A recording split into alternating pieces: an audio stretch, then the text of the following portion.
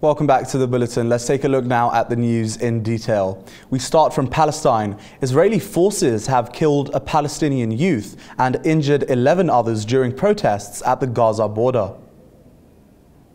Palestine's health ministry said that 20-year-old Mohammed Saad died after being hit in the head by a shrapnel from Israeli firing. Israeli occupation forces arrested 4 children from the town of Silwan, south of Jerusalem. Israel has deployed tanks and troops along the Gaza border in response to Palestinian rallies being staged to mark a year of weekly protests against the blockade of Gaza. Israeli troops are monitoring the buffer zone with surveillance balloons, and snipers have been positioned throughout the area. Thousands of Palestinians are staging demonstrations along the Gaza border against the Israeli blockade imposed in 2007. Over 250 Palestinians have been killed by Israeli troops in border protests since last March. Meanwhile, the United Nations has expressed deep concerns over Israel's excessive use of force against Palestinian protesters. The UN Relief and Works Agency for Palestinian Refugees in a statement said that Israel's actions are a violation of international law. The demonstrations along the Gaza border are also being held to mark the 43rd anniversary of Palestinian Land Day. It commemorates the killing of 6 Arabs by Israeli forces in 1976 during protests against land confiscations.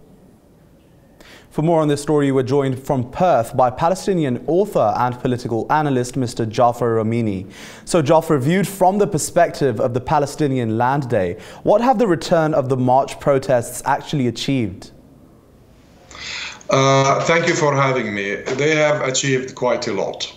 The first thing they've achieved is they brought the plight of 2 million Palestinians who are living in an open-air prison in subhuman conditions to the world. Number 2, they showed to the world the brutality and inhumanity of the Israeli occupation forces, and that they don't value the Palestinian lives at all. And they showed the world as well that Israel doesn't give a toss about international law and the use of prohibited weapons. There, as your report said, there has been over 150 dead, over 29,000 wounded, most of them for life.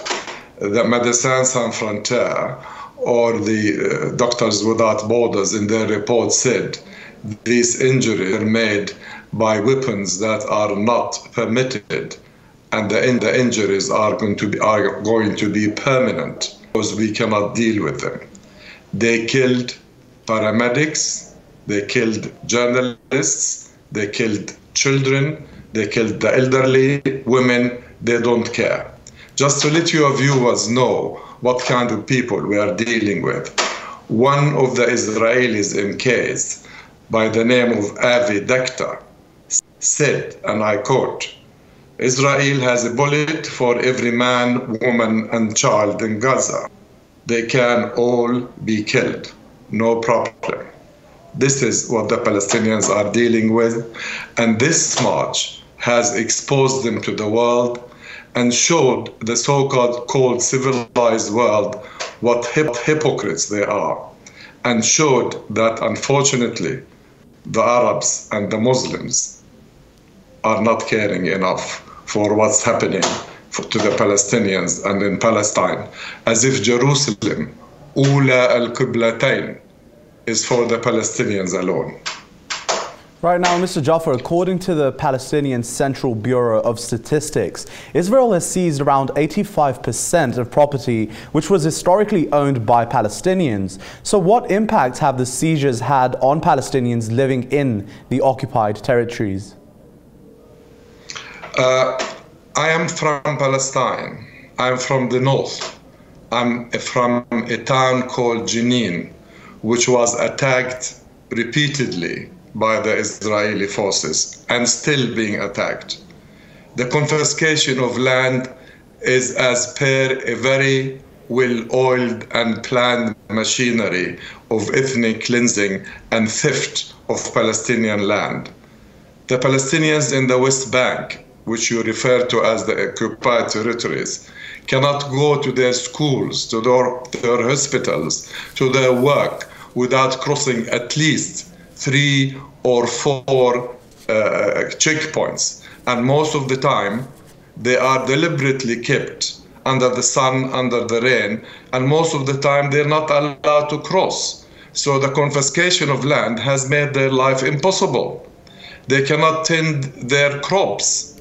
And then let's not forget the separation wall, where they cut families in half. Some of the families are on this side of the wall and some on the other side of the wall. And they tell the world that they are the victim. Where is the world from this? Right, now of course the US has, the concept of a two-state solution has been further eroded by the United States' recognition of Jerusalem as Israel's capital. Do you see any prospect of a peace process in the foreseeable future? There is no peace at all. It is exactly that, a process where the Israelis have duped the late Yasser Arafat in signing the shameful Oslo Accords for them to continue stealing the land and ethnic cleansing Palestine and moving their own citizens into the occupied territories, which is against international law. Before the Oslo Accord and the so-called peace process, there were over 100,000 squatters on our land. Since then, 25 years hence, it's now about 700,000 squatters in Palestine. And they keep stealing the land and making it impossible for any state for the Palestinians to materialize. And on top of that, Mr. Trump, the new Balfour, if you like, has gifted them Jerusalem against international law. They do not care, because when they know that the most powerful empire known to man, i.e. the United States of America, will do anything to protect them, why should they care? The international community is cowed by them. Any criticism of Israel is called anti-Semitism. And the story continues. There is no two-state solution. In Palestine, since 1967, there is one state from the River Jordan to the Mediterranean, and that state is Israel. And Israel is ruling over 5 million Palestinians at the moment. Though this state is an apartheid state, they do not give the Palestinians any right, but eventually they will have to live with the consequences of this occupation.